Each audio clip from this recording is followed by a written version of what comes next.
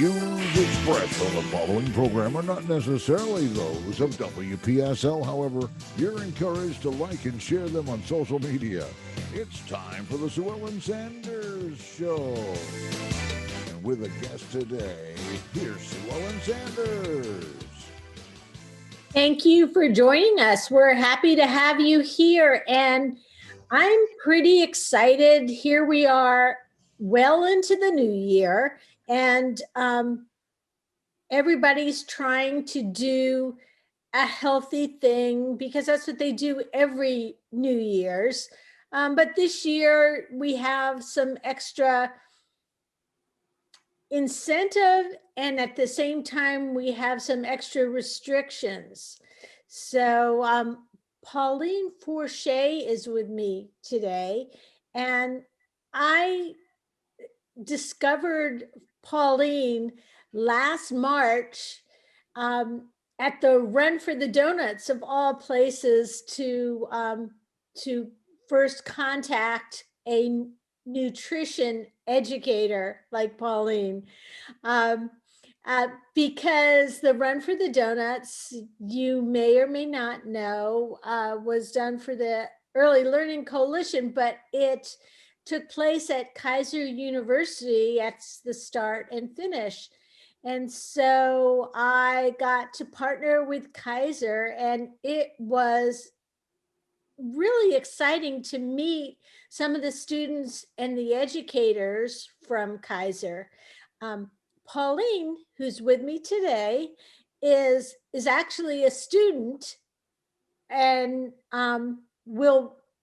she's already acting as an educator. She's already got her own YouTube channel, and she's already got people that she's advising on nutrition. And the reason I talked a little bit about Kaiser here is because A, I love Kaiser. They're awesome, and the people there are great. And B, Pauline is not a typical student age person who went back to school to follow her dreams. So I'd really like to start the show by talking about that. Pauline, are you up for that? Absolutely. Thank you, Sue Ellen, first of all, for having me on the show. And thank you for sharing the same love for Kaiser that I do, because Kaiser is definitely a university for people like myself who are going back for not their first career path, but perhaps their second or third. I started off many years ago going to college fresh out of high school back in the 80s, and life happened, and I was not able to finish my degree right off the bat. I had cancer, some other health problems happened, and so my education got put on the back burner for a while, raised a family. Long story short, I am now in my 50s and have returned to school to finish my degree as a licensed dietitian.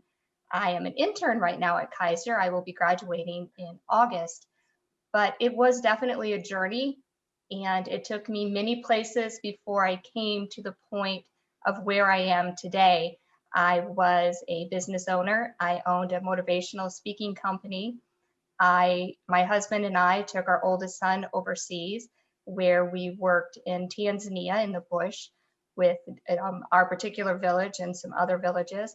And I educated the women there on nutrition and using what was available for them there in order to feed their families as nutritionally as they could in the middle of a drought. We lived there 4 years, and 3 of the 4 years was a drought. So it was definitely a learning experience. Yeah. So, but it was a lot of fun. And while we were there, we adopted our second son. So when we did come home, our family had grown by an extra child. We were definitely a well-rounded, multicultural family, and had learned to embrace food from different cultures. While we were living in Tanzania, we were fortunate enough to go to Singapore and stay in Singapore for about 6 weeks. And that was a great learning experience, opened my eyes to different foods of that culture, and just continued to formulate and foster my love for food. So when we returned to the United States, I actually opened a restaurant. I started off with a food truck and then went to brick and mortar. In the evenings, I taught healthy living, healthy eating classes to the community. It was an opportunity for people in the community to come in to get free education on nutrition, on food, and it just continued to strengthen my desire to literally go back and get my degree, to get my license as a dietitian. We lived in Ohio in a very rural community, and I was seeing the impact of less than perfect eating choices, the impact on heart disease and obesity and diabetes. I wanted to do something for the kids. I was seeing how it was infecting the children in particular, and it just continued to strengthen my want to help, my desire to help these children just be free to live their future without diabetes, without hypertension, which right now, when we look at the statistics on the through the government, that 43% of our children in America are overweight or obese with hypertension and pre-diabetes or diabetic, which is frightening. It is. It's frightening, and it's completely controllable.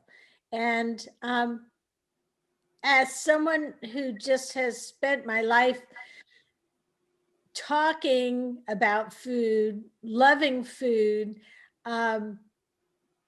and also trying to instill my children as I was raising them into reasonable eating habits, what I discovered too was that as soon as they were old enough to drive, no matter how healthy we were eating at home, they could go through any fast food drive-through they wanted to as many times as they wanted to. So I began to realize that I couldn't just say that this was a good suggestion. They had to understand for themselves. It's something they had to accept for themselves and embrace for themselves, that healthy eating habits. And, you know, what's the expression? You can lead a horse to water, but the other thing that goes in concert with healthy eating, and I've seen some of your videos, so I know that you talked about this too, is healthy lifestyle as far as exercise. Exercise is kind of a bad word to somebody. Sometimes people think it's work. And what I like about some of the things that you've done in video is you've shown that exercise is play. Absolutely, and I do agree with that. Exercise has developed a stigma, and exercise we can take it to both extremes. To be transparent, when I was a child, I was overweight. As a teenager, I became anorexic and had anorexia nervosa, was in the hospital for several months recovering. And there's a pendulum that goes with exercise and dieting. And when we learn that foods are restrictive, when we say that we can't ever eat ice cream, or we can't ever have a donut, which is why I loved Run for Donuts, because donuts are one of my favorite foods. There's no such thing as a bad donut. Yeah. But it's the stigma that we attach to food that our children, and now at a younger age, are picking up on.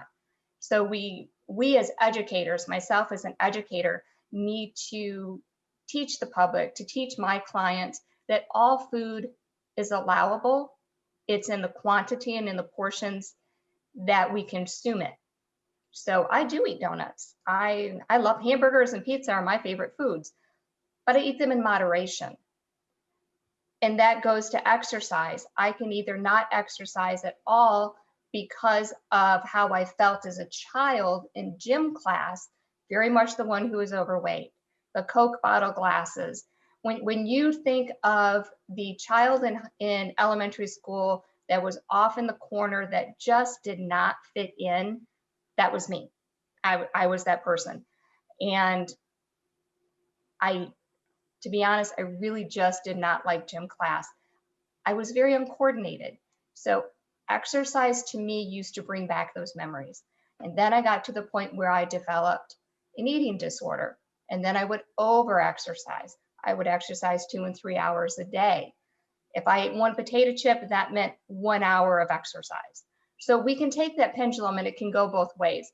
What I try to teach my clients, to teach their parents, is that while kids should be outside for an hour a day, they should be physically active. Those are the words I want them to hear. Physically active.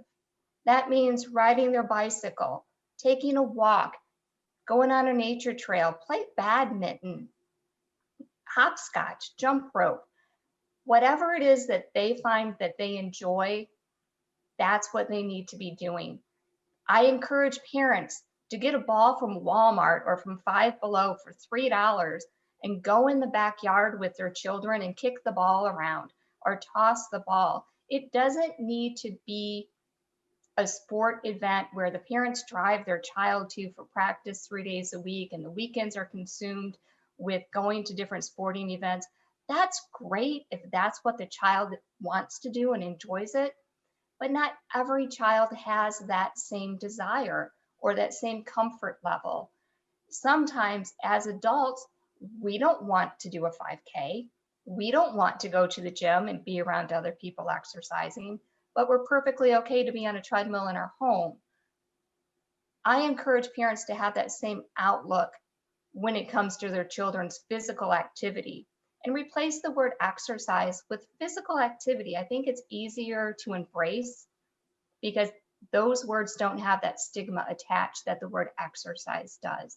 As long as our kids are moving and they're physically active, and our goal is to get to the point where they can be physically active every day for 60 minutes, that's what we need to be embracing. Well, let's talk for a minute about the difference between, when I was growing up, the kids, we came home from school and we did our homework and then we went outside to play. Right. There was a TV. There wasn't quite the level of video games and electronic medium. There wasn't a lot of choices on your TV set where you couldn't binge watch something. So we went out and we played pickup kickball and softball and just threw the ball around or just ran around. Exactly. Freeze tag, hide and go seek. Yes, yes. And to today's children and some of the young adults too, they've got other choices. They have a lot of other choices. And sometimes those other choices are easy to make. And honestly, growing up in Florida, there are whole months of the year where it's pretty darn hot outside, no matter what time it is. Mm-hmm. So, And I agree with that. I do.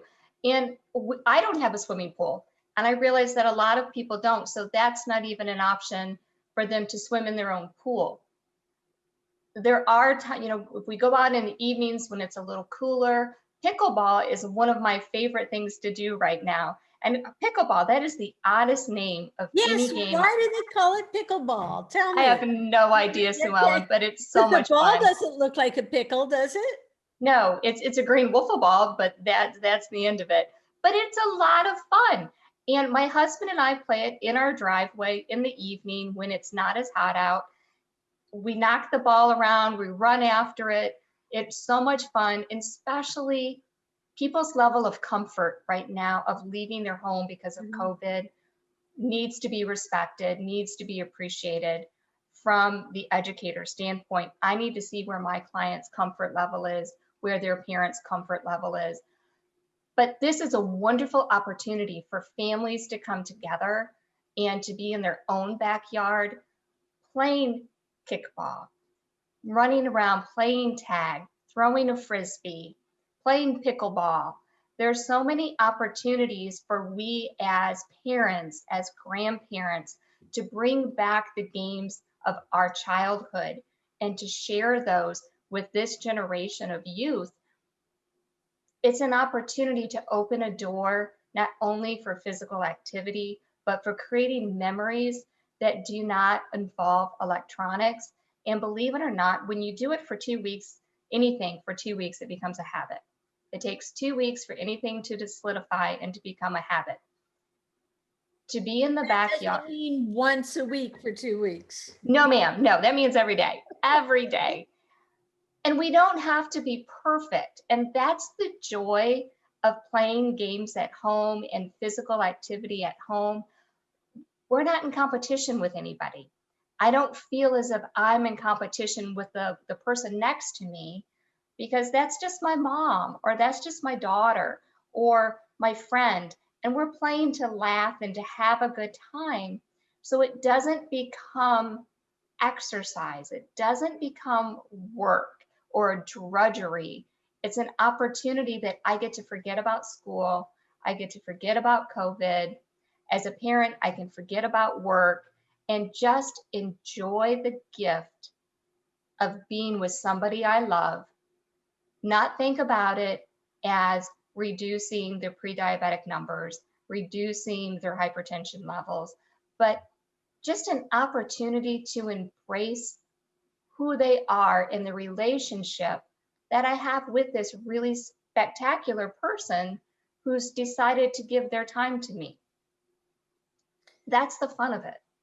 So, taking it from the start, tell me what you would say to a parent with children at home, no matter what age, about both the balance of nutrition. I mean, so say they were just watching one of your videos, which, by the way, you have a YouTube channel that's simply Paulie. Purely Paulie. Purely Paulie. Okay, the alliteration. I'm sorry. No worries. Thank you. So people can look at some of your videos there and see some of your suggestions, but in plain English, without any scientific technical terms, what are like the main tenets someone should follow to raise happy, healthy children? Super, thank you. That's a great question. I would ask them first what they are doing. I would ask my clients' parents to explain to me a typical day in their home, typical meal pattern. And then I would ask, what does their child enjoy doing? Do they enjoy electronics? Do they enjoy reading? Do they enjoy journaling? What is it that that child is passionate about? And does anybody else in the family share that passion? And then build from that, because often, as you have stated, kids have more opportunities electronically to do things, and my goal is to get them outside and to get them moving. So I want to find a common ground first. And then I want to ask them about what their child eats, because I don't want diet to be a word that is used in the conversation. I want healthy lifestyle, healthy choices. And also, I want to continue to stress that there is nothing that is out of bounds to eat, that no food is bad, it's food. Food isn't good, food isn't bad, it's food. There is good, better, and best choices, but everything is okay to eat in moderation and in portion size. I continue to stress that because I don't want any person to feel that they can't eat something unless they have a medical reason. For example, they have diabetes. Then we need to be careful. Otherwise, I would continue to stress fruits, vegetables, chicken, fish, and leaner meats. And then I would also encourage them, for example, if my child is a reader and my child likes to read books about adventure or exploring, then I would ask the parent, are there nature trails nearby? Are there hiking opportunities? Is there perhaps an opportunity to try zip lining? What is it that piques that child's interest to get outside, to think outside of their box in ways in which to make it happen? A good way is if my child has not gone out and played a lot, if they're more of a reader than they are somebody who's physically moving, I need to keep that in mind. And I want to start them off slow.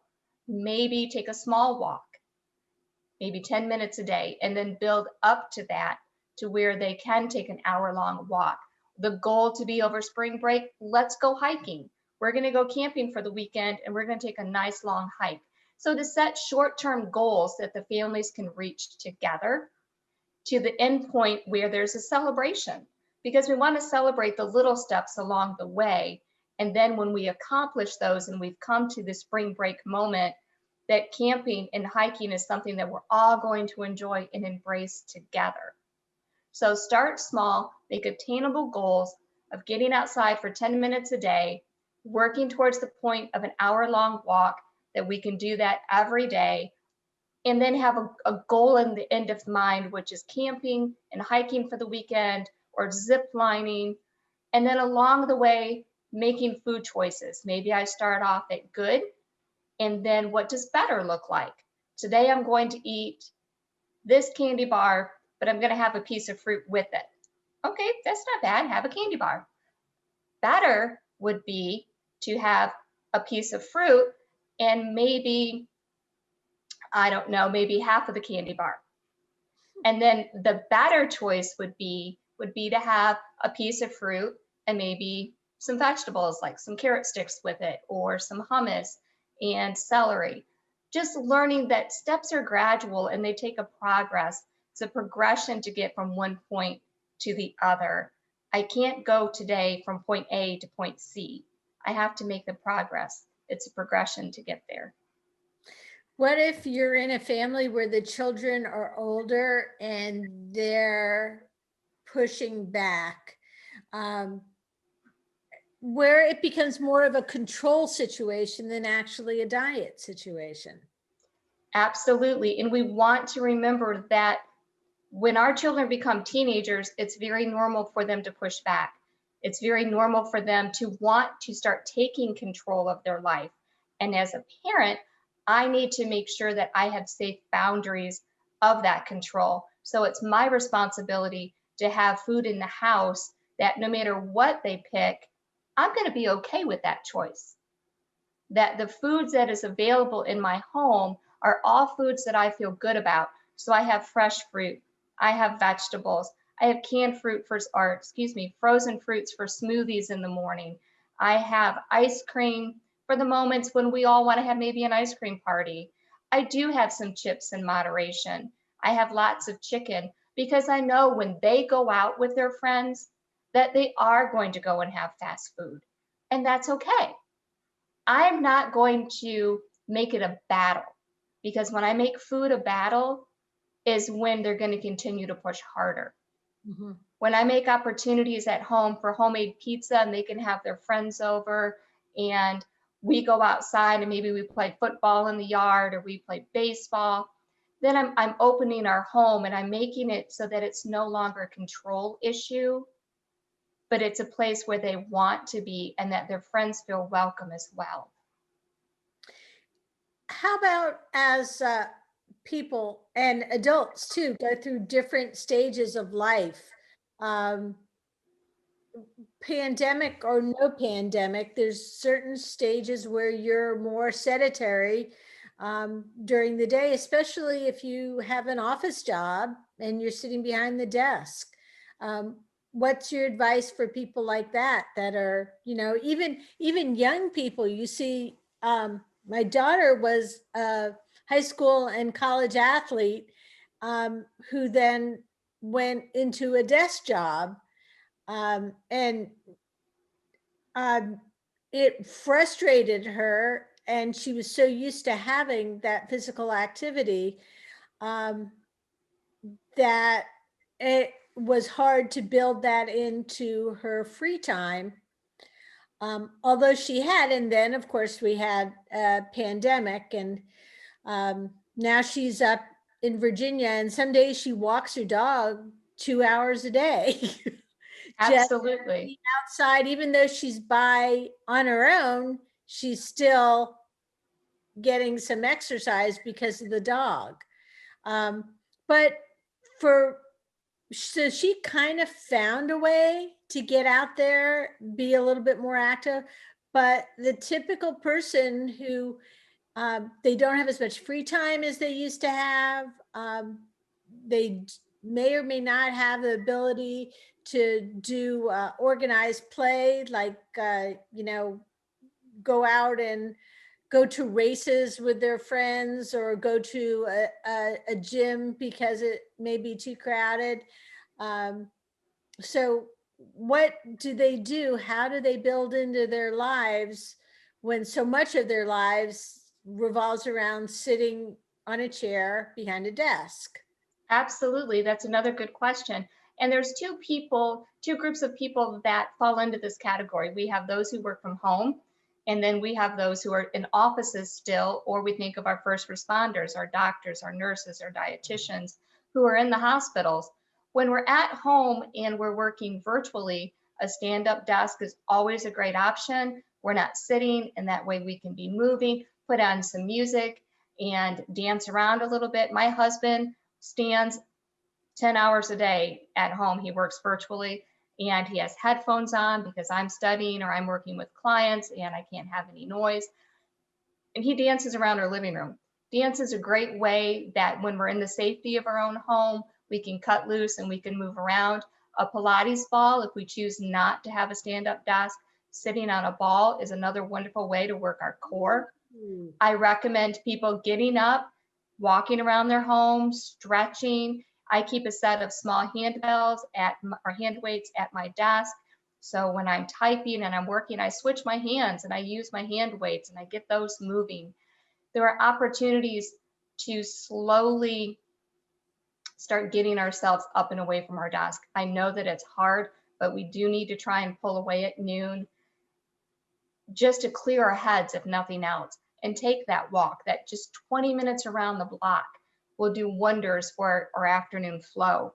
Our first responders and those who are in offices and do have to go in, I encourage to park at the far end of their parking lot and to walk instead of finding the closest spot to the building. Park as far back as possible. That I actually have some clients that they've clocked it. It takes them 15 minutes to walk into their building and 15 minutes back to their car.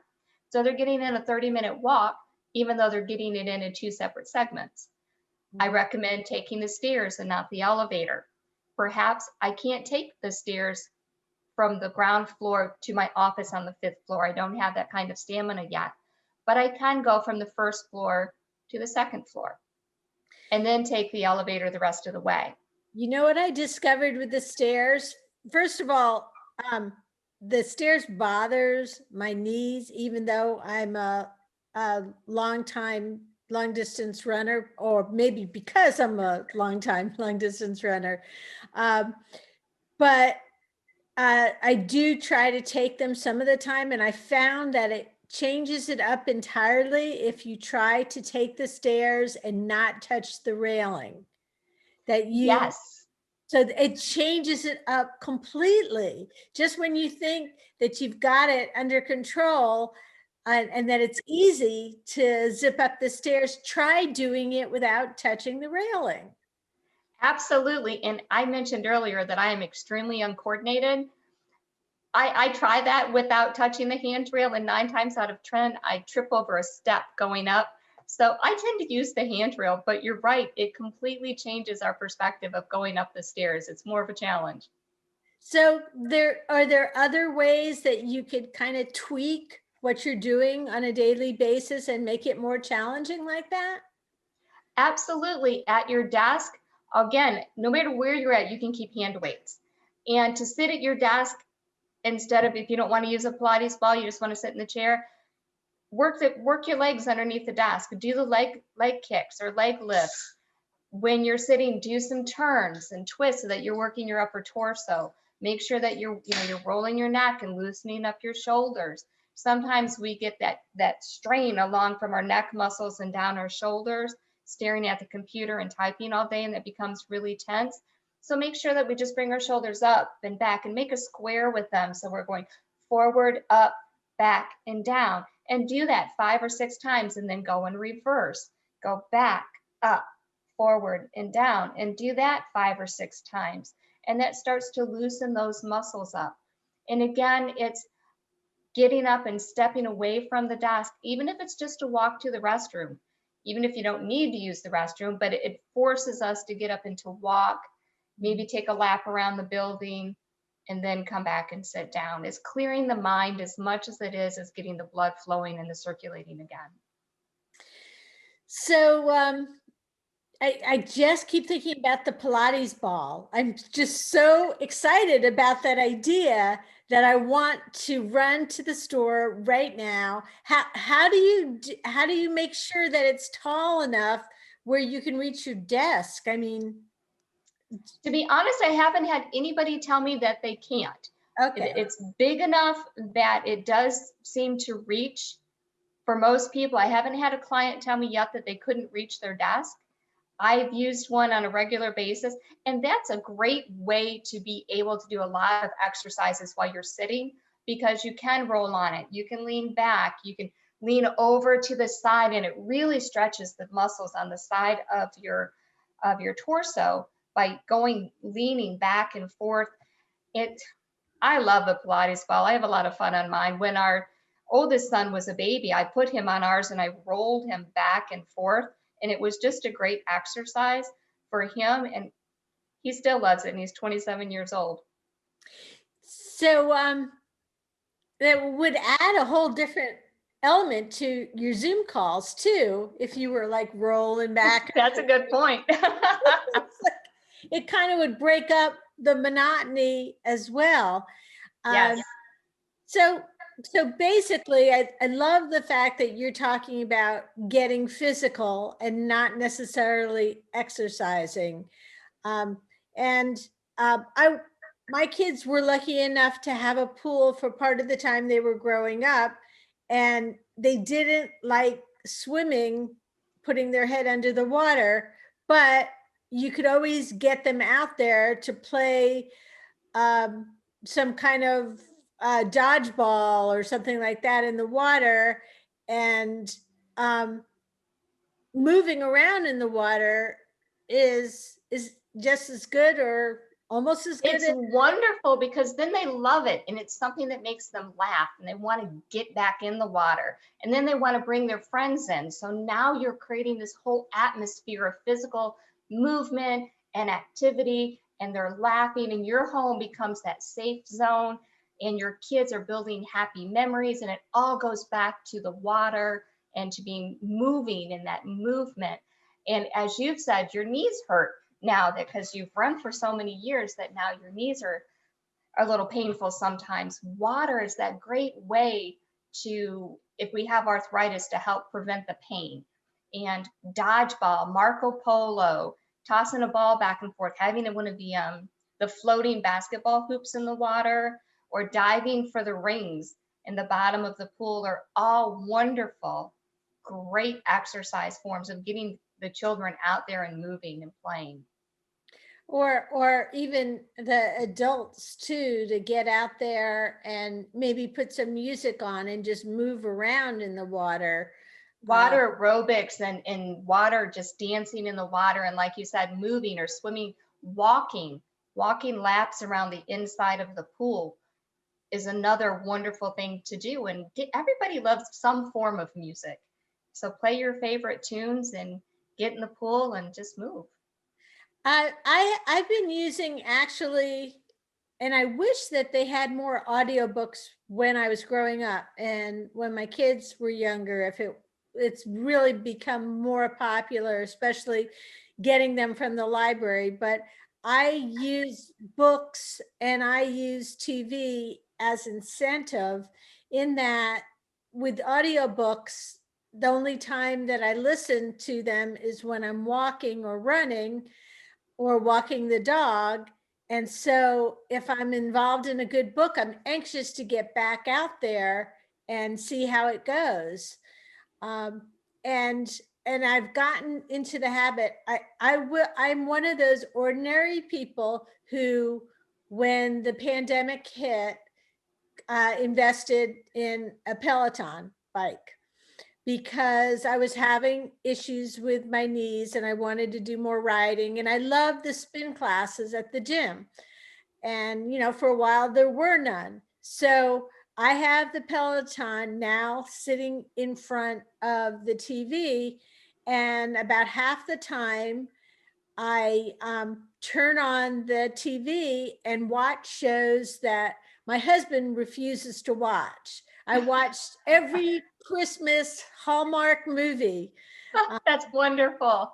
And um, and the only time that I would allow myself, I would watch half a movie and then I would be anxious to get home from work or go upstairs and watch the second half of the movie, and get on the exercise bike. Now, you don't need a certain brand. You could have a old treadmill. You can have an old exercise bike, um, or a lot of different ways to do exercise. But so I use both the books and the TV as incentive for myself.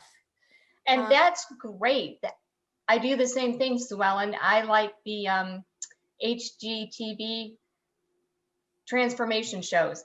Mhm. And those are shows that Terry doesn't get into either, doesn't enjoy. So that's my incentive, is I get on my elliptical or I get on the exercise bike every morning for 1 hour. I am on the elliptical and I give myself a program. I watch it for 1 hour and then I do the lead in to the next day. So that's my incentive to get on the next day, because I want to see what happens. So I totally agree with you and understand. It's finding those incentives for ourselves. And it's a way of self-care. Not only are we as adults getting in that physical activity that we need, because as adults, we should be doing a minimum of 150 minutes a week of physical activity where we're getting our heart rate up, that it's a form of self-care to stop and to do that, to listen to a book or to watch a program that just allows us to relax and to let our mind shift gears from our family responsibilities or from our work responsibilities. And self-care is so important because our mental health and how we look at food, it's an approach that comes together and they're very interrelated. So as part of a nutrition educator, I do often try to stress that self-care and the healthy lifestyle go hand in hand. We can't have one without the other. Well, so we've spent a whole lot of time talking about the healthy lifestyle part, and the importance of that. But for somebody who is obese or heavy and has always had a fairly active lifestyle anyhow, just increasing the amount of activity won't necessarily make that weight go away. Not necessarily correct. And there are times when we need to go to our primary care physician and ask them to look at our blood work, to do some blood draws, because there could be an endocrine problem. There could be something wrong with my thyroid. There could be underlying factors that I'm not aware of that's preventing me from losing this weight. So I need to make sure that I have my primary care physician on board and that they know that I am trying to lose this weight, but it's just not happening. And no matter what I do, if I have something happening with my thyroid, with an endocrine disorder, anything I do is not going to change that. So that would be my first thing that I tell my clients: get some blood work done and talk to your doctor. Get them on board, let them be the captain. And then I would recommend, for those who aren't seeing a dietitian, to reach out to a registered dietitian, because that's what we do. We specialize in nutrition. We specialize in managing a healthy weight and a healthy lifestyle. Just because a person is 5'8", it doesn't mean that I should be weighing this exact number. There are ranges of what we call an ideal body weight. And oftentimes what I think I need to be weighing, and I'm overweight, and I think, oh my goodness, I'm supposed to lose 60 pounds to be healthy. Not necessarily. Maybe I only need to lose 40 pounds. Maybe there's a better approach to what I'm trying to get me there. So I always encourage people to build a team, of people around them who are going to help them to get to the goal that they want to be at. That starts with a primary care physician looking over my blood work and making sure that there isn't anything going wrong that I'm unaware of. It's about getting a registered dietitian on my team who can help me to reevaluate how I'm doing things. Perhaps there's a different approach that I'm not addressing. But it's, for me, I tell people that's the place to start. How about all of those different diets that are out there? The juicing diet, the diet where you only eat between noon and 8 p.m. and you don't eat any other time, gluten-free, vegan, and I'm talking about choices people make with their diets, not necessarily because their health dictates it, other than, you know, maybe their size, but I mean, they don't have dietetic constraints. Okay, so you're talking about people who do not have celiac disease or gluten insensitivity, Right. but because they've heard, if I don't eat carbohydrates, I'm going to lose X amount of pounds. Yes. That goes back to a restrictive mindset, and that can be, without becoming too scientific, it can be detrimental to the body. Whenever we deprive our body of either protein, carbohydrates, fats, and fluids, we're depriving our bodies of something that it needs in order to sustain life. All of it within proper portions, but all are necessary to remain healthy individuals, unless we have some kind of dietary constraint. People have seen success on certain diets by removing carbohydrates, but it's only short term, because what happens is then our body starts depleting resources from other avenues where it's not meant to be depleted. All foods are good. Nothing should be denied, only in portions and moderations. So what can you make healthy substitutions that become habit? And should you? Such as, can I have an example?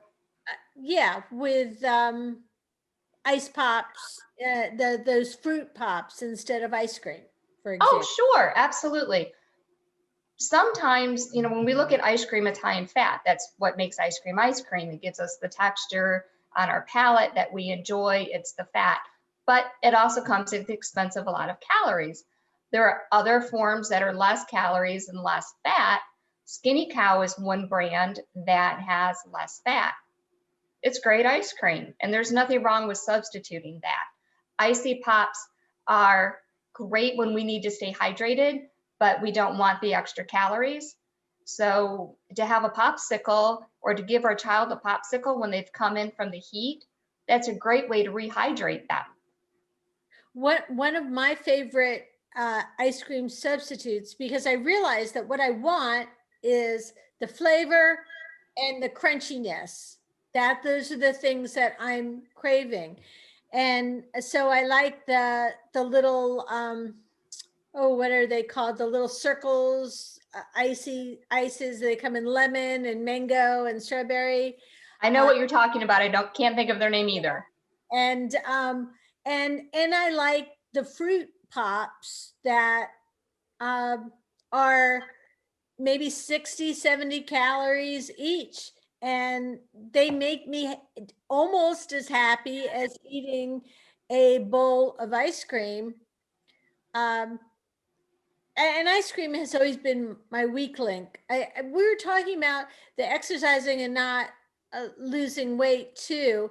And when I was a marathon runner, I got in my head that because I was running 60 miles a week, it didn't matter what I ate. And I found that it did matter what I ate, because if I wasn't eating properly, I wasn't fueling my body properly. Absolutely.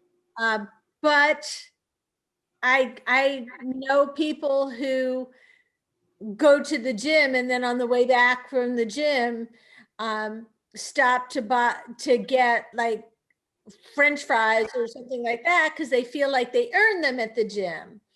Okay, so reward for them. And so that goes back to the good, better, best. I love your example, Sue Ellen, that you enjoy the fruit pops and almost as much as ice cream. Ice cream is a good choice as a treat. A better choice, though, are the icy pops that you've chosen. So you've learned your Achilles heel is ice cream. There's nothing wrong with ice cream as a treat, but you found a better choice, which is your fruit pop, the icy pop, which is a better choice for you. French fries aren't bad unless I'm eating them every day. Every day, I would suggest to my client to think of another option. Why are they choosing them every day? French fries once a week, not a bad thing. Every day, let's think of a better choice. What's something better that I could be putting in my body instead of French fries as a reward for going to the gym? If feeling better by going to the gym isn't a reward in and of itself, what can I substitute in place of the French fries? The whole French fry discussion kind of leads me into the other thing that I've noticed over years of being a foodie, of eating to survive, no, surviving to eat, not eating to survive, living to eat, not eating to live, is that if it's something that I don't like a lot, then I don't eat it. For example, I'm not a big fan of birthday cake. I just really don't like cake with sweet icing and decorations on it and everything, unless of course it's ice cream cake, and that's a whole other story. But I've started saying, back in the day when we went to birthday parties and went to celebrations, no thank you, or I'll just have a bite, or because it's not something I particularly care for. And there were so many empty calories I was consuming just to be polite. And that's great that you recognized what you were doing and you acknowledged that and you came to a solution, which is being polite about it and saying, I'll just take a small piece or I'll take a bite. That's acknowledging how you feel about it and still being polite and respectful of somebody else's feelings. So that's a wonderful way to look at it.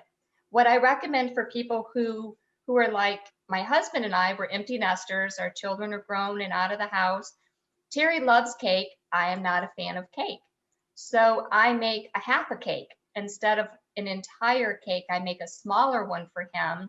And that way, we don't have a whole cake sitting here in the house on the counter for him to nibble on throughout the week. It's a smaller portion. He has so many pieces for the week. He's very content. It satisfies his need for a cake, but we don't have a whole cake sitting here at the house. And that's another way for people who do enjoy cake or who do enjoy cookies or sweets, make a smaller batch. That way we still have them. We feel that we don't feel deprived. We're meeting that desire, but not in an overabundance. So my plan was to talk about how COVID has changed our eating habits as well.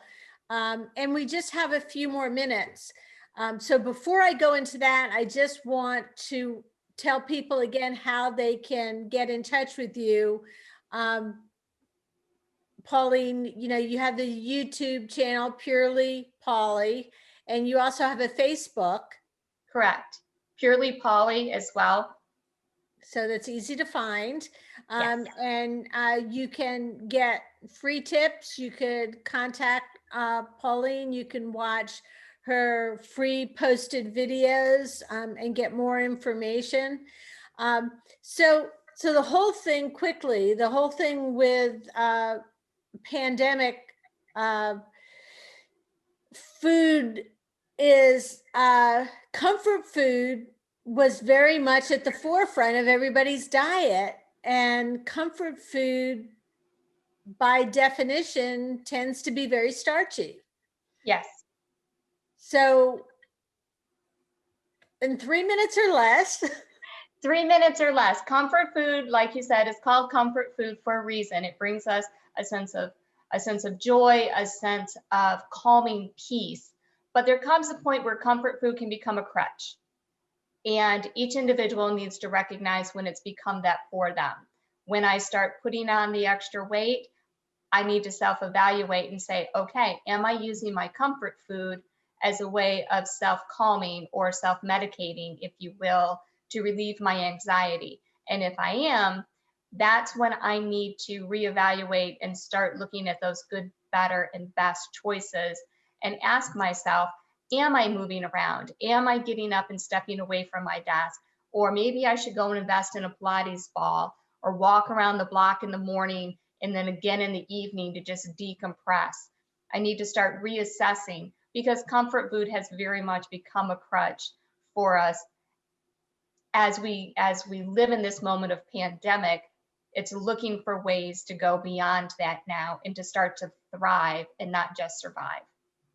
Well, what's great about today's world being able to find everything on the internet is you can also find healthy versions of your comfort food, your favorite comfort food on the internet too, and make changes to the ingredients that you put in to make them a little bit more healthier. Like you said, in stages, instead of looking at good and bad, good, better, and best. Or Correct. Maybe switch to low-fat milk instead of whole milk when making that macaroni and cheese, or start incorporating half of the cheese as low-fat cheese and then the other half the regular full-fat cheese, and start balancing it out. Just saying, the low-fat cheese does not melt very well. I know, Sue Ellen, Yeah. I know. Just saying. But there are, I think the whole point of today's show, talking about being healthier in general, both through fitness, movement, and diet, is that you don't have to go just in one direction or another. There are a lot of small steps that you can take. Exactly. It's all about baby steps. So we'll keep that in mind as we move forward. And I'd love to have you come back another time. Hope that you'll be able to do that. Absolutely. Anytime. I am happy to be here. This has been a pleasure. Great. Well, you've been listening to the Sue Ellen Sanders Show. We're here every weekend with more. Have a great week. See you next time. This is WPSL Port St. Lucie.